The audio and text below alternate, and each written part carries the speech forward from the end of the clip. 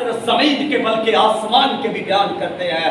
روحانی ہیرو مرتے مرتے بھی معاف کرتے جاتے ہیں, سستے سستے بھی معاف کرتے ہیں. روحانی ہیرو میں زندگی ہے, اور جس میں زندگی ہے وہ معاف کرتا ہے, جس میں روح ہے وہ معاف کرتا ہے. اس نے کہا میں اپنی روح تیرے ہاتھوں میں سونپتا ہوں, اے باپ ان کے گناہ ان کے ذمہ نہ لگا.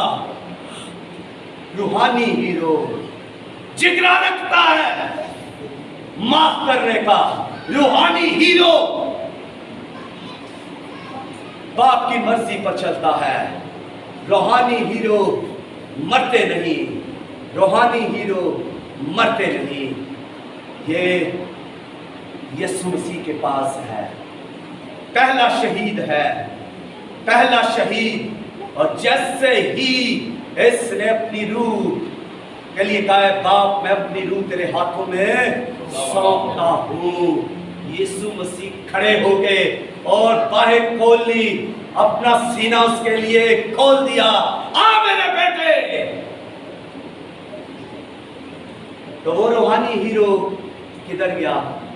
سیدھا یسوع کی باہوں میں. میں ایمان رکھتا ہوں وہ سیدھا یسوع مسیح کی باہوں میں گیا, وہ سینے کے ساتھ لگا, کیونکہ اس نے یسوع کے لیے اپنی جان دی. اس نے سنساری کو قبول کیا. اس نے سنساری کرتے وقت بھی ان کے گناہ معاف کر دیے. اس نے یسوع مسیح کا نمونہ لیا, یسوع مسیح کے الفاظ دہرائے, اس نے یسوع مسیح کے مطابق زندگی گزاری. اور وہ جب مر گیا تو سیدھا یسوع کے پاس گیا. سیدھا یسوع نے باہیں کھولی ہوئی ہے اور یسوع نے اسے گلے لگایا.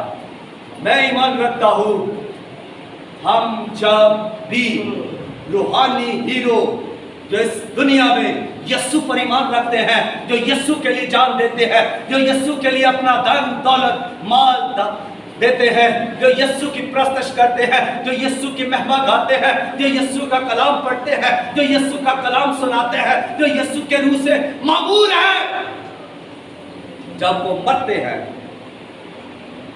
یہ زمین چھوڑتے ہیں, یہاں سے انتقال کرتے ہیں, جب وہ سو جاتے ہیں تو وہ سیدھا یسوع کے پاس جاتے ہیں, یسوع کے تخت کے سامنے, مقدسینوں کے پاس, خدا کے بیٹے یسوع مسیح کے پاس, جہاں